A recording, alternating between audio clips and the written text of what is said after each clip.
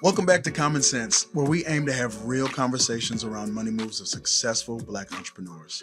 From their financial wins, setbacks, and everything in between, we love to hear about their journeys and spread knowledge so others can be inspired. I am your host, Ayo Idowu, and today I'm so excited to be in the studio with entrepreneur, makeup artist, and community advocate, Tameka Jones. Tameka, welcome in. Thank you, Ayo, for having me. I'm so glad to be here. I'm so glad you made it here today. We were Yes. very excited to have you on the show. Awesome. Tameka, let's I gave you a little bit of an intro, but I'd love to hear more about what you have to say about what you've done. I mean, like that intro was great. So how much more can I say? I am a entrepreneur. I am a mom. I am a community leader and the founder and CEO of a plant-based gluten and cruelty-free lipstick company called Esteem. Okay, so let's dig into Esteem. Tell me more about Esteem. So Esteem, again, is a product just for lips, right? People try to tell me, oh, who's your target market when it comes to Esteem? My thought is whoever has lips, right? So again, it's plant-based, gluten-free, which was important to me to have a clean product. But also I have friends that have had celiac disease. So I wanted to make sure that those products were also available to them. And so, I mean, I started my business in July 2020 during COVID. When everyone was wearing a mask, I started a lipstick company. I know it doesn't make sense, but I mean, and so then I also, after the civil unrest with George Floyd, I really found myself to have a lot of anxiety. And because most of us, all of us pretty much were at home, I wanted to figure out something to do with my hands. I'm very creative like that. And so I started making masks, but then I was like, you know what? I actually think now is the time to launch my brand, which I always wanted to have my own brand, but I didn't have the headspace to become an entrepreneur until 2020. So 2020, obviously being home and having a little bit more time on your hands, maybe a couple YouTube rabbit holes, maybe led to you starting a business. Yeah. During the time when people were in masks, I mean, let's hear more about your background, because you don't just wake up and start doing lipstick. Right. I know you were in makeup prior to, but tell me about kind of how you got to where you are right now. Yeah, so I've been a makeup artist since high school, really. And then in 2002, I went through a really hard time in my life where I lost my daughter. She was a little girl. She was 3 days old and she passed away. I'm so sorry. And at the time I was like, I feel like I'm not doing the best I can in my life. And now I see how short life can be. I needed to take some time to think about what was Tameka's next steps going to be. I had to get out of this rut and find a way for me to feel better about myself. And makeup always does that. Helping other women feel good about themselves also made me feel good about myself. And so I graduated from St. Paul College with a aesthetic certification in makeup and skincare. And then I started working for very high-end products and being a freelancer for myself. So that was 2002. Okay. Now it's 2024 and I have my own business. So it's funny because people a lot of times think having your own business and launching and becoming successful happens overnight. Yeah. I said I graduated in 2002. So this is a 22-year journey for me. And so when people see me, they think it's automatic. They also don't know my background in makeup. Yeah. And so it's been an amazing time for me, but right now is my time to be the most successful that I've been in a long time. It's funny how I feel like business is something that for some folks it is their, I mean, they woke up and they chose that day one. But then other folks, I think God has to hit them in the back of the head a couple times before, like, you know what, this is the path I got to go down. That's what it sounds like for you. Right? You started in 2002, and then all of a sudden you started business in 2020 after like all the signs were just like glaring at you. Yes. But let's talk about that transition, because I feel like a lot of Black entrepreneurs normally, for the most part, I mean, don't turn 16, 17, 18 to start businesses. We usually get into the working world and then we transition over to running our own businesses from, let's say, the side hustle to the main hustle to the, you know what, we're going to make this a full-fledged organization. So what was your transition like? Where did you work? What did you kind of do? How did it translate to what you were doing now? And was there like gaps you felt like you could fill better than what was out there currently? Well, yeah. Since I had been a makeup artist for so many years, working for these particular brands, what I realized is that I did not like the way that the brands were treating their customers. And so it was very judgmental, and a lot of the judgment were based on what people thought were beautiful. So if you didn't have a certain look, you might not get the help that you deserve in those spaces. And I always thought that that was unfortunate, because you're missing opportunities to, one, to connect, also to have a customer for life. Yeah. So when I thought about Lip Esteem, I was like, we're going to give everybody, no matter what they look like, the utmost respect and the best customer service possible. And I think that that's how we've maintained our customer base and continue to grow it. So Tameka, you made a comment about companies not necessarily, I don't want to say respecting a certain client base, but they weren't creating products for a certain client base, and you feel like there was an opportunity to essentially make products for that base. What base are we talking about? Are we talking maybe skin tone? Is it, shape of face, like style of lip? I don't know. I'm coming from the fella's perspective, because we don't. Because you just don't know, right? Okay, yet. So basically, it's all the things. It was women of color. It was also women who had full lips like myself. It was also trying to create a product that anyone from any socioeconomic background could purchase. So it was just a mixture of all the things that I knew. Like I said, I wanted everyone to be able to have lip esteem. Now, mind you, it's called Lip Esteem because I got teased about having full-size lips. Yeah, we all. No, not everybody did, but I mean, the more and more I hear more stories about people that are getting teased about their lips. And it was like one day I just woke up and was like, there's nothing wrong with my lips. Yeah. Like, I don't know why people have to find something to be judgmental about, but I know I went through insecurities. I used to wear black lip liner all around my lip to try to decrease the size. And I was like, no, Tameka. So once I finally realized that my lips were fine, they were beautiful, that was also a start of a trend with white women who were getting fillers and stuff in their lips to look like mine, when you all told me my lips weren't even good enough. So it's interesting how things turn. Always come back around. No, yes. I feel you on that. Well, let's dig a little bit more into the transition. So where were you working exactly? When so I was before the transition to Lip Esteem, I was working for MAC Cosmetics. I was the manager for MAC. So you were I'm assuming what, Mall of America? Or no, Woodbury at Ulta. Woodbury Lakes. Okay. So at some point you started your business while you were still working there. So and would it be like a 6 to 9 p.m. thing, or? So I was managing all various hours, right? But then COVID hit and we were furloughed in March of 2020. So I was sent home with pay in hopes that I would be returning. But what happened was there was so much racism that was happening in that building that I spoke about it before COVID.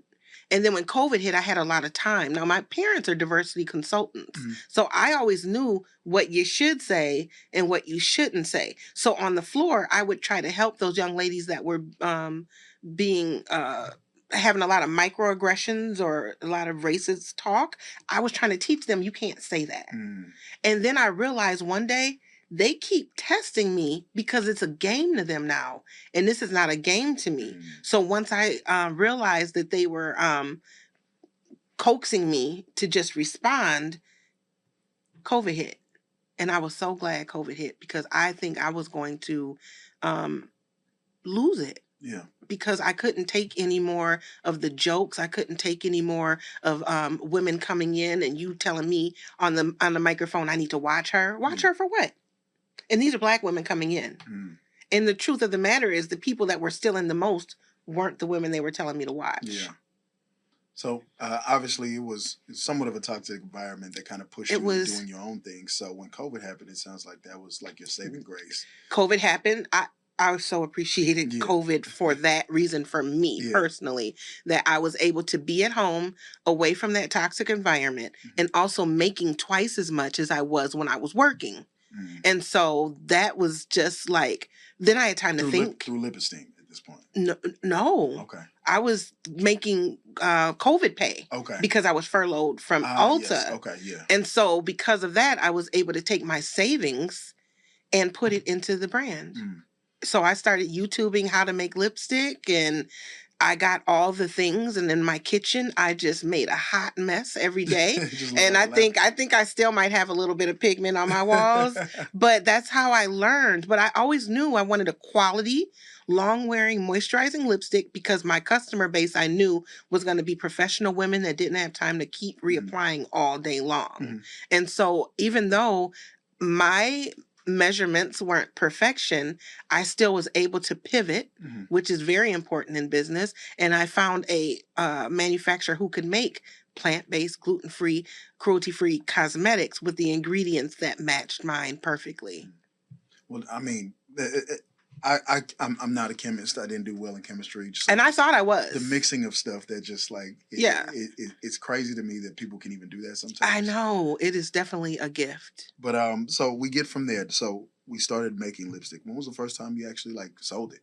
When was the first time you went somewhere and people exchanged dollars for your product? So I would say July of that same year. Mm-hmm. So we launched our website July 2020.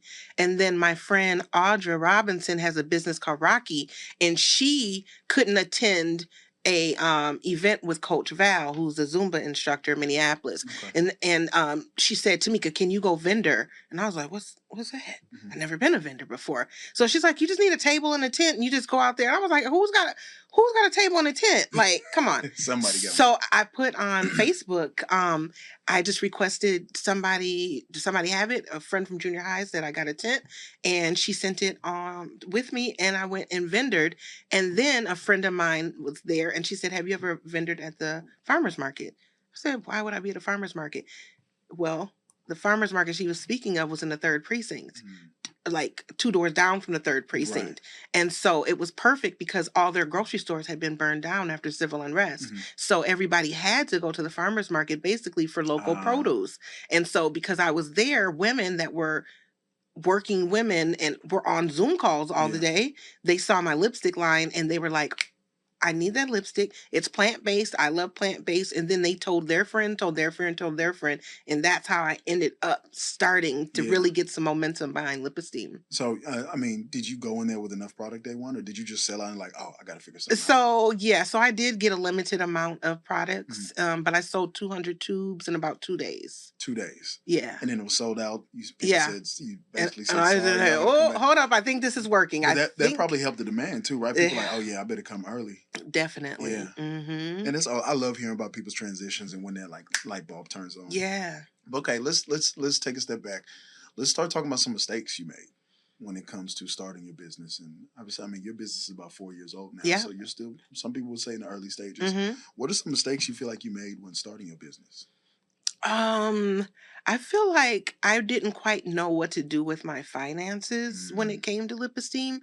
I poured a lot of money back into the business, but I don't know if I necessarily put it in the right places. Yeah. And then also, I had a lot of people giving their thoughts and opinions about the brand, but they weren't familiar with the brand. So I just had a lot of voices, and I needed to shut some of that noise out so that I can focus. Because if I have the vision for the brand and for the business, why would I be listening to other people? Yeah. All the people that I was listening to.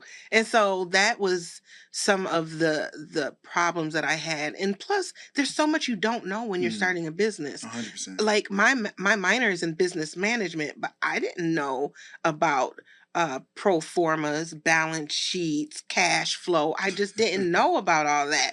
So, I mean, my first year, I just really had to figure out places I could go to figure out what the heck to do. How do I scale my business if I don't even know what the heck I'm doing? Because it was more of a love journey for me than it was an actual like business journey. Now it's business. It's business. Not business. Business. Business. That's funny because I feel like when you talk to entrepreneurs, people get into entrepreneurship because they're good at doing something, right? That something is not necessarily everything, but entrepreneurship, you have to be so good at many different places, right? My favorite analogy is coaching. Yeah. If you're a head coach, you don't just coach football all day. Probably 30 to 40% of your time is coaching football. The rest is disciplinary actions, coaching your coaches, making sure the practice field is ready, making sure you're planning the drills. if you're a high school coach, you talking to parents. Like there's so much that goes on outside of coaching than the actual coaching of football. And I feel like that's the same thing with entrepreneur. You were very good at making lipstick. You had to learn how to sell it.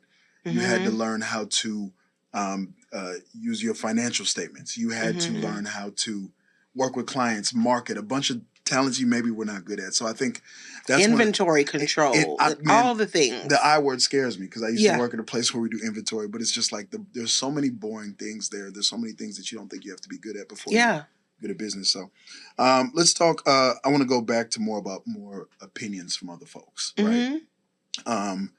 You discussed that, one thing I've always thought about is opinion holders and stakeholders are two different things, right? Everybody's got an opinion, but it's really not everybody's business at all times. How were you able to figure out who to listen to and who not to listen to? What resources did you utilize, kind of? I kind of listened to my heart. I listened to that inner thing. Let me tell you about a person who had something to say to me.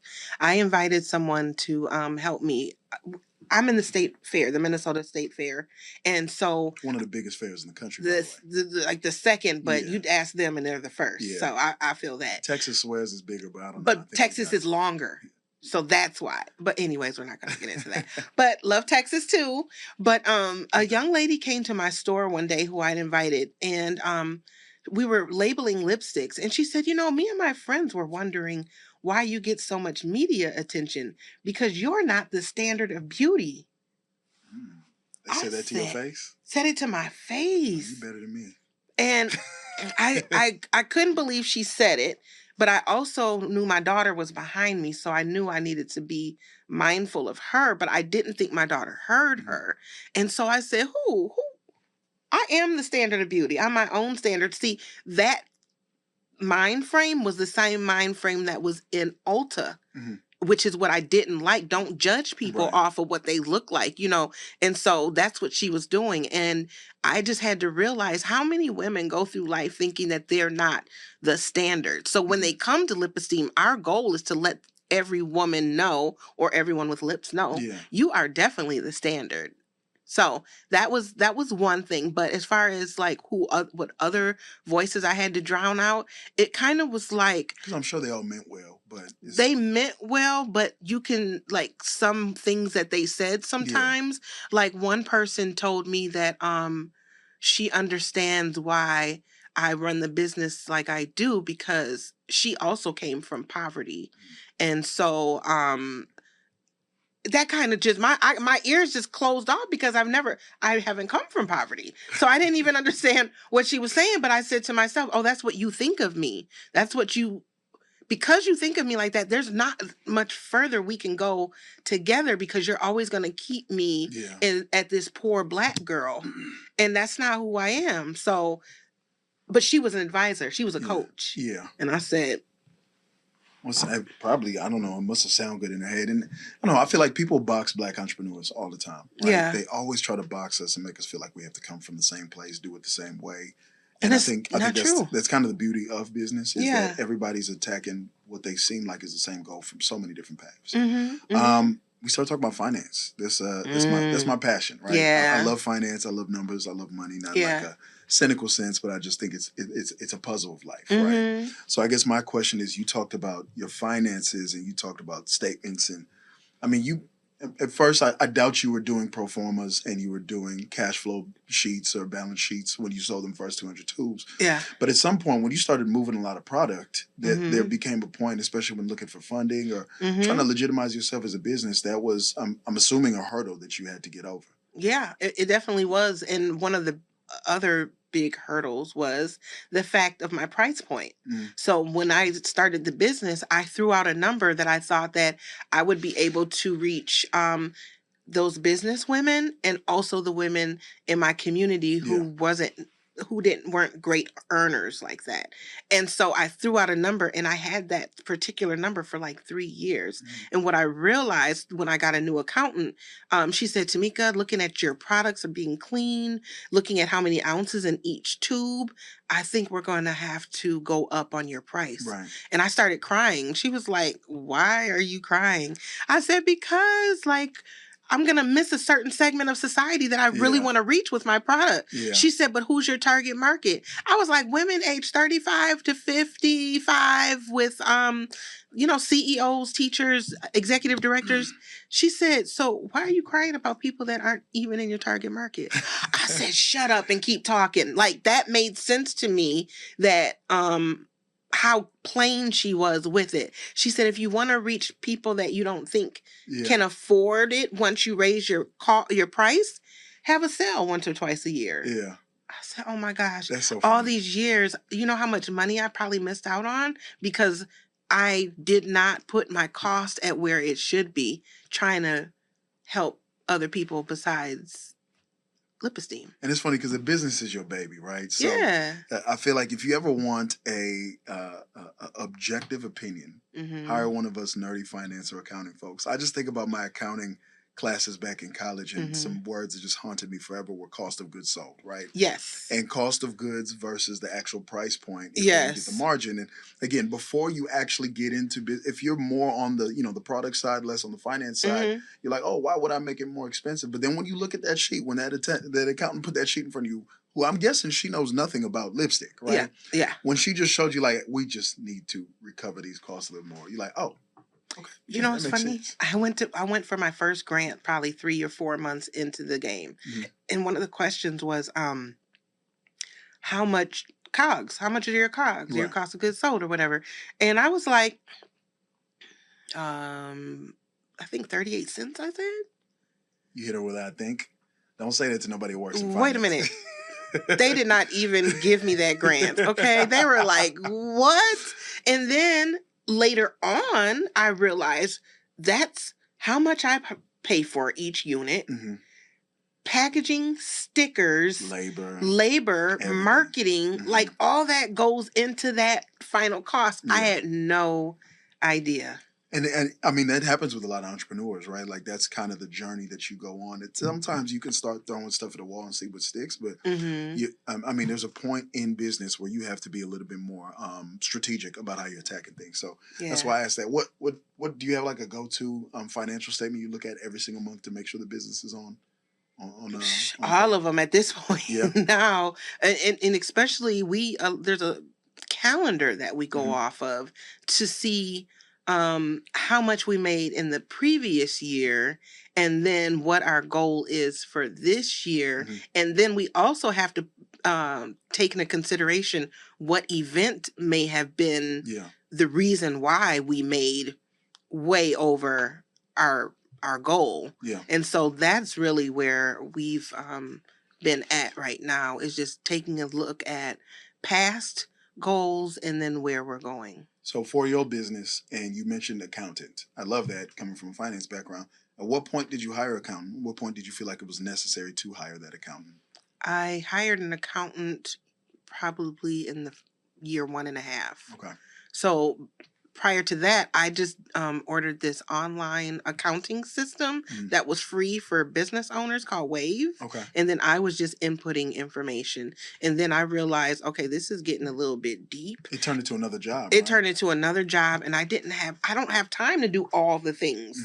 And so that's when I realized, okay, I need someone else to take on this. But then as a small business owner, that accountant that I had the first time, they cost too much. It was too much coming out of our profit, and so I had to go and find someone who was more like, hey, I want to see your business succeed, so I'm gonna give you this deal, still gonna give you all of the training and stuff that you need, or the mentoring that you need.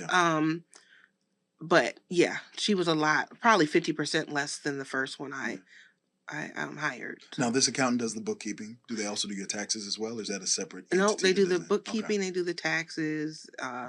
They do all the things. If I do have funders and they need reporting, they'll also do that reporting. Which is huge. Listen, I want to talk about reporting, right? I know you've been the beneficiary of a couple programs in the Twin Cities and nationwide that have helped with funding and lending and XYZ. And I feel like Black entrepreneurs don't think about scaling a business enough to maybe sell or turn into a conglomerate. Mm-hmm. Sometimes we have the mom and pop shop mentality, right? Mm-hmm. And with that being said, we do enough to get by versus actually, creating the systems and sheets and documents that we need to Mm-hmm. look on not only official to being acquired to banks, but to grants, right? Mm-hmm. So tell me the importance of just getting that stuff in order and how that helped and what that process looked like for you.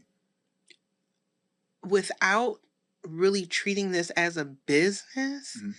I would not be able to be at the place where I am now. I would be like that mom and pop store that's just so happy to get $100 a day Yeah. and just move on. And there's nothing wrong with that. But, for me, the struggle isn't cute. Yeah. I don't think that's not what I'm in this for. And so now I have people I'm accountable for, Yeah. but they don't own any percentage of my business. I Mm-hmm. still own 100%. Yeah. But I do have funders and people who have invested in Lip Esteem. Yeah. But they do need to see what it is. How is the business running? Yeah. Where do you need to cut costs? What what are we doing here? And Yeah. how does this look? And so I'm glad that they asked those questions, because I wouldn't have dug into the business if they wouldn't have asked that question. And so I'm learning so much more, so that when I need even a larger funder, so like there was a funder, New Impact Fund. I was just about to ask about that. Oh my Because I know goodness. they put you through the ringer as well as helped fund your business, They- or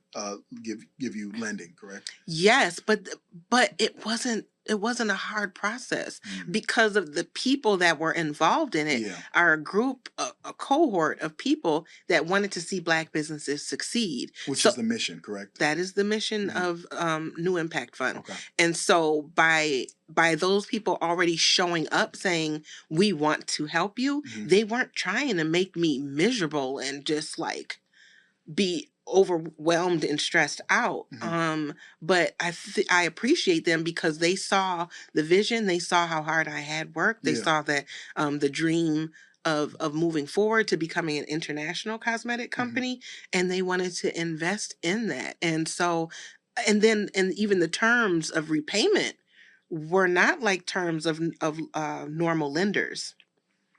And so I appreciate that, because it Yeah. gives you time to build your capital back up Mhm. to be able to pay. And they kind of put you, excuse me, they kind of put you through a crash course on how to run your business a little better too and get your financials in order as They as do. well, correct? So they're not just a financial lender. Mhm. They are also they help you with your social enterprise, with your social network. Okay. And so whatever leads they may have, whoever they may know that might be able to help you to scale, they introduce you to that.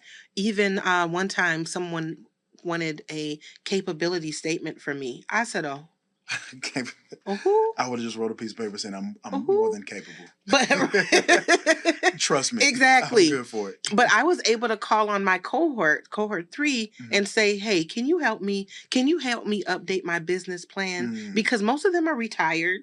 And so they're looking Yeah. for people to just help give a little nudge so that they can get Yeah. ahead in the game. So them plus there's been many people that have seen what Lip Esteem has done Yeah. in the community and in business, and they have definitely been able to give and to Yeah. help. So I need that for operations costs. Like Yeah. my daughter worked for me. Mhm. And so sometimes I need for those funders to come in just for a little bit of operations cushion so Yeah. that she can stay. Just to make sure you bridge payroll and smoothing out Yes. cash flows 100%. That's right. So you said your daughter works for you, right? Yes. Let's talk about scale. You were able to scale your business. It sounds like you have a team around you. Can you tell us about your team? And at one point, it was obviously you in the kitchen making a mess, right? But now it Yeah. sounds like, you have a brick and mortar over on I Selby do. Avenue. Mhm. St. Paul in the 876 house. Selby Avenue. Come see me. And then as well, you have a team. Your marketing's amazing. I see you everywhere, right? If I don't see you in person, I see something about Lip Esteem. So tell me more about your team and how you're able to scale your business. Well, thank God for marketing and my marketing passion, Yeah. because that's all me. But sometimes I do have some interns from St. Kate's, St. Catherine's College, that come in and help us with social media marketing. Then my daughter's director of operations, and then my old manager from Ulta Mhm. now is another manager for me now. And so, it's funny. at first, I didn't even know that I had a team. I didn't know what that meant. So when I hire somebody out to do my website, they're part of my team. I had no idea. So even learning what a team was for me, my accountant, she's part of my team. New Impact Fund is part of your team. New Impact Fund is part of my team. Black Women's Wealth Alliance, Neighborhood Development Center. These people are part of Women Venture. These people are all part of Tameka Jones's team now. And as you start mentioning people, I just think it's imperative that we talk about, the old proverb that it takes a village, right? You are a self-made woman. You're doing amazing things, but even the most self-made person has 10, 15, 20 people behind them that they are utilizing on a regular basis. I think that's important for entrepreneurs to know. I think too many of us feel like we need to do it by ourselves. We need to, this me and me only.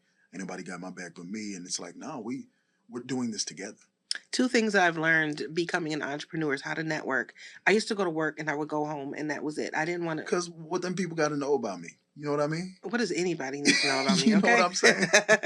So I'm just a hermit in that kind of way. So it's really pulled me out, and now I'm like always around people, and I like it because I need new lips all the time. New lips. So get yours at lipesteem.com. But yeah, I do, so right? You're always searching for new lips. Always searching for new lips, and so I'm always everywhere. Yeah. Right? But then also, I forgot what the second one was because that one was so good. I don't even need to talk about what the second one was. It's all good. Let's talk about what you're working on now because you got a lot of stuff. I saw you talked about professional sports, but what else are you working on currently?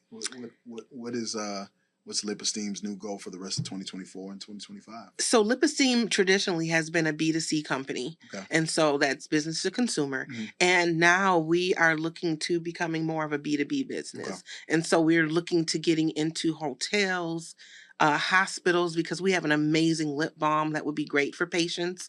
We are looking into getting into more sports teams because right now we are the lipstick provider for the Minnesota Vikings cheerleaders. They better win now. Yes, they are going to win. And if they're not now. Gonna win, they're going to look good while they lose. That's right. You better let them know. And so we want to do more things like that on corporate levels. There's been quite a few corporations that have reached out to us for swag bags and things like that. Meta had us give 800 people a lip gloss for their gala. And so they bought them, right? Oh. Okay, just checking. I'm like. And not at wholesale. Okay. So come on. Looking for more businesses to support their local business owners who have amazing products. Yeah. There's so many people in Minnesota that are killing the game. Even around the country, they have great products, and we need those big companies to purchase local instead of always feeling like they have to go to big box companies. No, I feel you, and I love that. I think your business is very successful right now, and a lot of people tend to fall asleep on the wayside. Like, let's just keep doing this better. And you're thinking about going different places. Obviously, you're a brick and mortar pivot.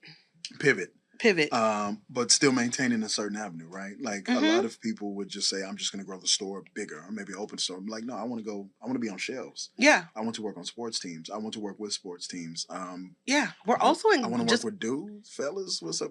What we got? Okay. Because like, I don't wear lipstick, but like, So did I say lip esteem is for everyone that has lips? You did. I didn't think you meant my lips. But yeah. Okay. So what is important to me is that your lips is all right too. So we have an amazing vitamin E lip treatment for the fellas. Okay. And we wanted to make sure that the packaging looked very masculine because, it's just important that men feel comfortable coming into our shop.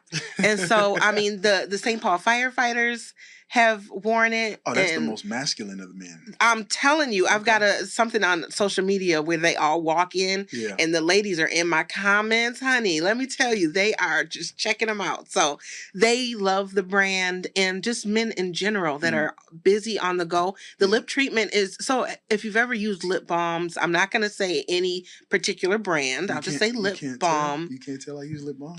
We're not going to talk about that big tube of lip balm that you pulled out earlier. So, in fact... It was 39 cents at the gas station, so I just grabbed like 10 of them. Oh my gosh. In fact, I need to give you one of our lip balms. This is called So Smooth. Because you are so smooth, Ayo. And if I'm not, I'm about to be after I use That's right. That's right. So, we want you to understand that lip esteem, everyone needs lip esteem. And that includes you. Okay, let me try. So smooth. Yes, and you won't have to do that next Not time. again. Okay. Now this is just the lip balm, but we I'm also good? have a lip treatment. Yeah, Okay. yeah, you look good. So smooth. Is it popping? Yes, definitely. So make sure you tell your friends about Okay. that too, because I'm sure you have some friends that could use a little moisture on the lips. You try to say my friend's dry? We ashy out here? It's all good. If we are, we're not going to be anymore. I mean, Tameka, this was amazing. I had so much fun today. I learned so much about your business. You as a person, just kind of where your goals and, I love about your business is you take something you're passionate about. You take people you're passionate about. And then on top of that, you're able to generate revenue off of something that means a lot to you. Yeah. And I feel like that's the story of a lot of entrepreneurs, which is why we definitely felt like we had to have you on today. Hopefully we can have you on again soon. I can't wait to see you at the State Fair. That'd be great. Essence Festival, Timberwolves games. All We're going the to see you everywhere things. because Tameka's on every billboard. Co-ops. Co-ops. I ain't even been to a co-op, but I'm going to come because of you now. Gotta go to co-op. Farmers markets. And now that, we got something for the fellas, I have a couple in my bag, my purse, my wallet. Make sure we take care of it. Okay. Get taken care of. I love that. Thank you. Yeah. Thank you for having me. Well, thank you for coming in. Please be sure to like, comment, and subscribe to this video if you liked what you saw. And we'll have another awesome guest next time, and maybe we'll get you on next season as well, too. Okay. Sounds good. I appreciate it. Thank you.